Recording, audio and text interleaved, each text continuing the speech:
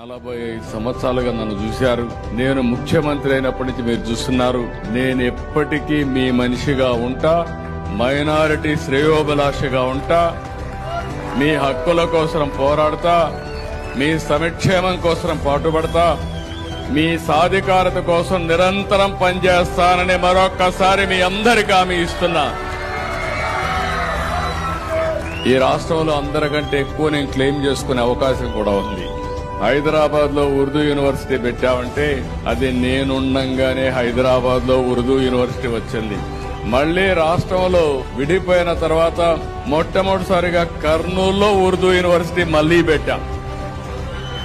నేను ఒక చట్టం తీసుకొచ్చా. ఆ చట్టం ప్రకారం బిల్డింగ్ అంతా కూడా రెగ్యులేషన్స్ అన్ని చట్ట ప్రకారం కట్టాలని. చట్ట ప్రకారం కాకుండా ఒక 4-5 అంతస్తులు ఎక్కువ కడితే నా జీవితంలో ఎగ్జామ్ చేసింది మా మైనారిటీ సోదరుల కోసం ఎగ్జామ్ చేసి ఆ బిల్డింగ్ పర్మిషన్ కూడా ఇచ్చాను, చట్టాన్ని సవరించాను.